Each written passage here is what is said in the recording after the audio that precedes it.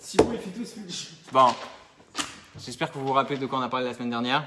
Il y a personne. La semaine dernière, on a parlé de l'idée que il y avait plusieurs façons d'expliquer le nom de Dieu. Vous vous rappelez? Ah oui, je me rappelle. Dans le nom de Dieu, il y a 4 lettres.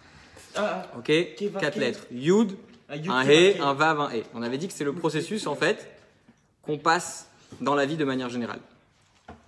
D'accord? Ça veut dire que Yud, c'est l'idée, parce que tout dans la vie part d'une idée. Après, on a dit que le He, c'est l'expression de l'idée. Après, il y a un Vav. Le Vav, c'est quoi? C'est quand ça vient dans les sentiments. Mais comme ça suffit pas que ça vienne dans les sentiments, il faut aussi que ça se traduise par de l'action. Le He, le dernier He, c'est quoi? C'est ce qui sort de la bouche, la parole. D'accord? Donc ça, c'est ce qu'on avait expliqué la semaine dernière, en détail. Juste une histoire. Ok, pour illustrer un peu cette idée. On a dit, vous vous rappelez, que l'homme c'est Yud et que le He c'est la femme. L'homme c'est Yud et le He c'est la femme. Ça veut dire qu'en fait, tout ce qui est chez l'homme en petit, ça s'exprime chez la femme. Et par exemple, c'est raconté qu'il y a un jour quelqu'un qui est venu voir son rabbi. D'accord? C'était le Tzemar Tzedek, le 3e rabbi de Lubavitch. Et il lui a dit, j'ai un problème. Ma femme, elle ne veut pas donner la tzedaka. Moi, j'ai envie de donner la tzedaka, mais ma femme, elle ne veut pas donner. Et du coup, qu'est-ce qu'il a fait? Il n'arrivait pas à donner la tzedaka. Alors, il est venu se plaindre, il a dit, j'ai envie, moi, de donner, mais ma femme, elle n'arrive pas. Qu'est-ce qu'il lui a dit, le rabbi? Il lui a dit, écoute, toi, t'es chokhma, et ta femme, c'est bina. Toi, t'es un point, et ta femme, c'est le développement de ce point. Ça veut dire que quelque part, si ta femme, elle ne veut pas donner, ça veut dire que toi, tu n'as pas envie de donner. Donc toi, tu vas réparer ton problème que tu as à l'intérieur de toi. Et quand tu vas réparer ton problème que tu as à l'intérieur de toi, automatiquement, qu'est-ce qui va se passer?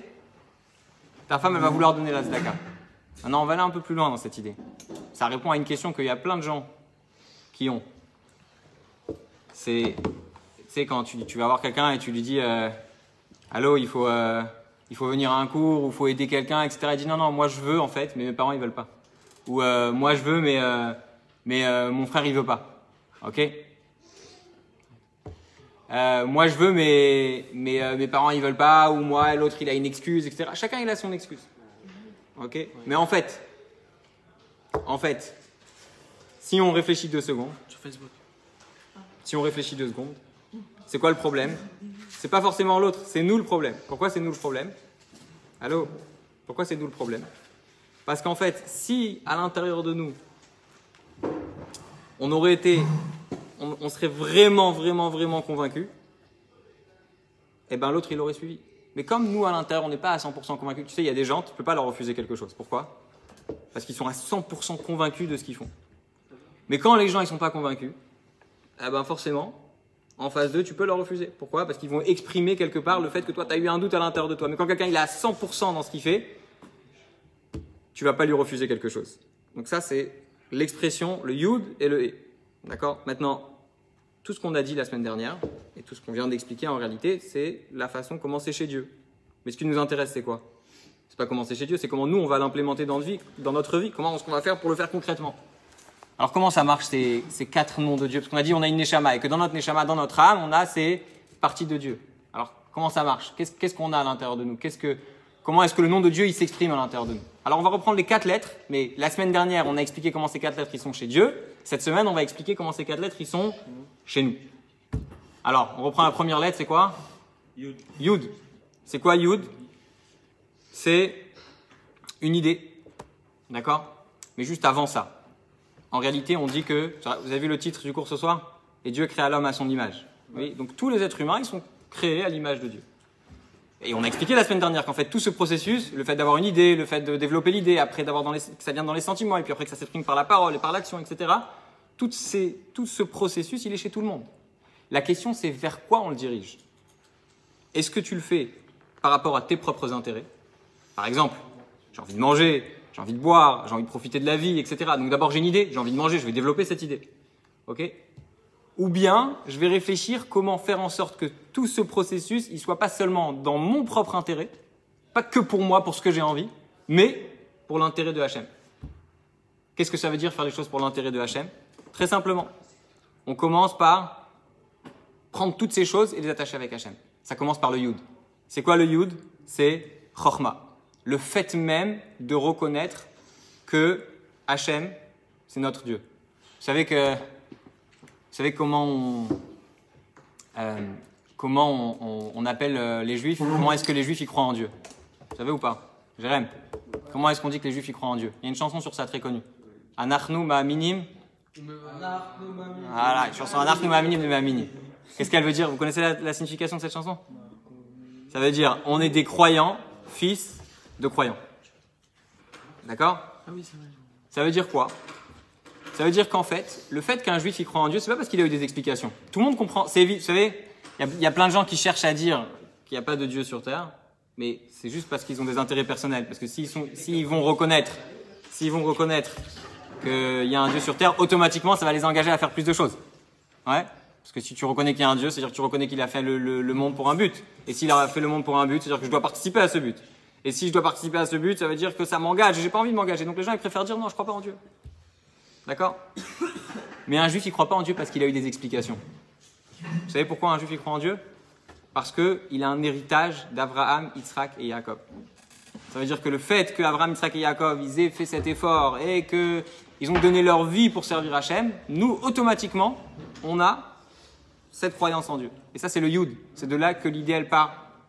C'est le début de toute chose. Le Yud, le fait, c'est la graine qui va donner la suite que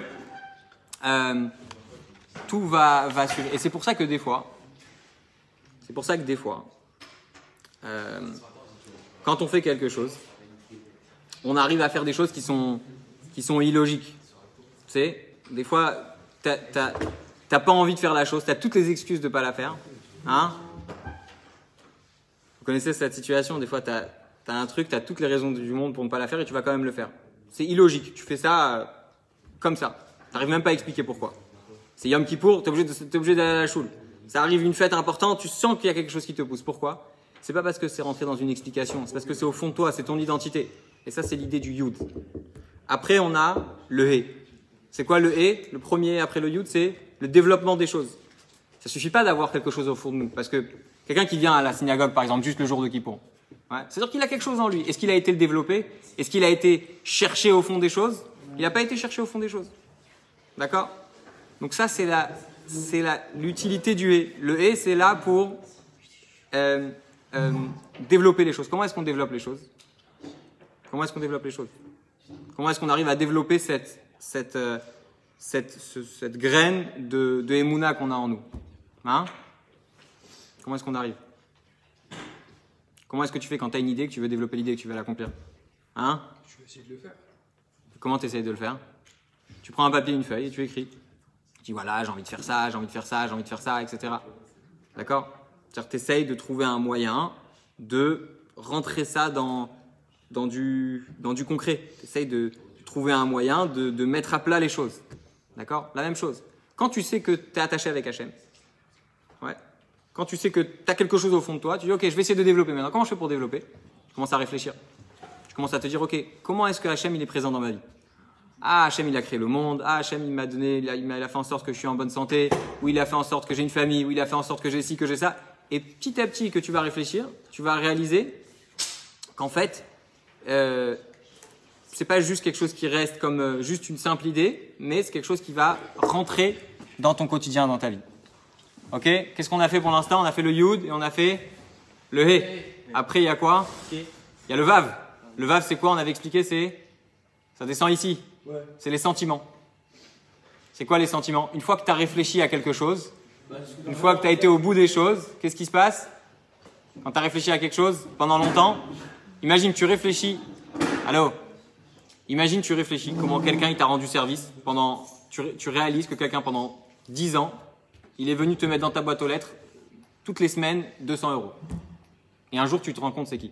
Et tu te rends compte comment il a fait et comment c'était difficile pour lui de le faire et quand même il a fait. Imagine que ça t'arrive une chose pareille. Ouais. Comment tu vas te sentir le jour où tu découvres ça? Choqué. Tu vas être choqué, tu vas dire waouh, c'est trop gentil ce qu'il fait, mais vraiment, comment il a pu être aussi généreux, comment il a pu penser à moi, etc. Eh ben, c'est exactement la même chose avec Dieu. Quand tu vas juste réfléchir, ça c'est l'étape du He, tu vas réfléchir à toutes ces choses. Automatiquement, qu'est-ce qui va se passer? Tu vas réfléchir comment Dieu il a créé le monde, comment Dieu il est important dans ta vie, etc. Tout de suite, tu vas te dire, attends, mais si Dieu il m'a fait autant de choses, j'ai envie de l'aimer, je vais avoir des sentiments. Les sentiments, ça suffit pas. Il faut arriver au dernier hé. Le hé qui est après le vav. C'est quoi? C'est l'expression des sentiments. C'est quoi l'expression des sentiments? Tu vas dire à quelqu'un, merci, j'apprécie vraiment ce que tu fais. Je suis très content du service que tu m'as rendu. Donc on a eu, encore une fois, je répète, Yud, le hé, après le vav, après le hé. D'abord on a une idée, après on va aller au bout de cette idée, on va mettre à plat toutes les choses. Après on a le vav, ça va rentrer dans les sentiments. Et après on a encore un hé. À quoi il sert ce hé? À aller dans le concret. Maintenant, ça suffit pas toutes ces choses. Il y a encore quelque chose en plus. C'est quoi? C'est que, en fait, chaque détail qu'on a dit, ça fait partie de l'ensemble de la vie. Il n'y a pas qu'un moment dans ta vie où tu es attaché avec Hachem. Il n'y a pas qu'un détail dans ta vie où tu es attaché avec Hachem. Tu es attaché avec tous les détails de la vie. Il y a quelqu'un qui avait un jour participé à un... T'écoutes, Lenny? Quelqu'un qui avait participé un jour à un farmangan du rabbi. Et quand ça finit le farmangan, il est parti voir le rabbi et il lui a dit « Je ne comprends pas. Qu'est-ce qui se passe ici? Quand le rabbi parle de sujets très profonds, on dirait que le rabbi, c'est un rosh yeshiva, c'est quelqu'un de très intelligent, qui développe des concepts vraiment très profonds, etc. Et puis, quand le rabbi parle d'idées de Emouna, j'ai l'impression d'entendre quelqu'un de très simple. J'ai l'impression d'entendre quelqu'un qui c'est simple, les choses, elles sont simples. Je ne sais pas s'il a donné l'exemple d'un enfant ou s'il a donné l'exemple... Quelqu'un de vraiment très simple. Et en réalité... il n'a pas dit au rabbi, par contre. Il n'a pas dit au rabbi, il s'est exprimé comme ça. Il a dit que quand le rabbi parle de sujet de Torah, eh bien, il parle avec beaucoup de profondeur. Et dès qu'il parle d'Emouna, il parle de ça avec beaucoup de simplicité. Et il était très impressionné par ça. Ça veut dire que ce que nous, on doit comprendre de ça, c'est que notre façon de servir Hachem, il faut que chacun des détails de notre vie, chacun des détails de ce qu'on fait, il soit attaché avec Hachem dans le niveau où il est. Ça veut dire que quand tu manges, c'est une certaine partie de toi qui va s'attacher avec Hachem. Quand tu étudies, c'est une autre partie de toi qui va s'attacher avec Hachem. En fait, il faut que l'ensemble de notre personnalité, elle soit attachée avec Hachem dans tous les détails de notre vie. Ouais. Mais est-ce que, enfin, tu dis que Hachem il est attaché avec nous dans tout ce qu'on fait. Mais imagine, moi, par exemple, je mange une pizza sans faire la prière pour la pizza avant. Ouais. Est-ce qu'il est quand même rattaché à moi ou pas du tout? On a dit, on va parler de ça la semaine prochaine, mais il demande, si tu manges une pizza et que tu ne penses pas à Hachem, est-ce qu'il est attaché avec toi? Bien sûr qu'il est attaché avec toi. Pourquoi? Parce qu'il est dedans, il est dans toi et il est dans la pizza. Il y a une étincelle de Dieu dans la pizza et tu as une neshama à l'intérieur de toi. La question, c'est est-ce que toi, tu vas choisir de réveiller ça? Est-ce que tu vas choisir de révéler ce qu'il y a à l'intérieur? Et quand tu fais une bracha, qu'est-ce qui se passe? Quand tu fais une bracha, tu es en train de dire je remercie Hachem qui a créé tout le monde et je veux m'attacher avec lui même quand je mange cette pizza. Même quand je fais tel et tel détail. Donc ça, c'est le cours de cette semaine. C'est de réaliser en réalité que toutes ces choses-là, c'est pas dans les livres, c'est pas des choses qui sont loin de nous, c'est des choses qui sont vraiment accessibles. Il suffit juste de prendre 5 minutes dans la journée. Vous savez, c'est un exemple qu'on a déjà donné plusieurs fois. Même si c'est 5 minutes dans la journée, vous savez, quand vous avez un rendez-vous très très très important, imaginez vous avez un rendez-vous avec un milliardaire. Okay, vous avez rendez-vous avec le maire de la ville, le président de la République. Okay, même si le rendez-vous, ça va être 10 minutes dans toute la semaine. Ouais. C'est le rendez-vous, pendant toute la semaine, tu vas penser à ça. D'accord? Donc, juste prendre un temps chaque jour pour réfléchir. Et quand on va prendre ce temps pour réfléchir à quel point Dieu il est présent dans notre vie, et à quel point tout ce qu'il nous donne, etc., ça va nous amener, on a dit, d'abord le Yud, c'est l'idée réalisée. Après le Hé, on va développer dans les détails, on va essayer de réfléchir au maximum. Après, on va arriver dans le Vav. C'est quoi le Vav? C'est les sentiments. Une fois qu'on a eu les sentiments, il suffira juste de prendre ça et d'amener ça dans la parole et dans l'action. Voilà, la semaine prochaine, on va parler de... là, forcément, c'est le bon processus, mais des fois, un juif, il faute. Et quand il faute, est-ce qu'il peut encore représenter le bon Dieu, même en fautant? À la semaine prochaine.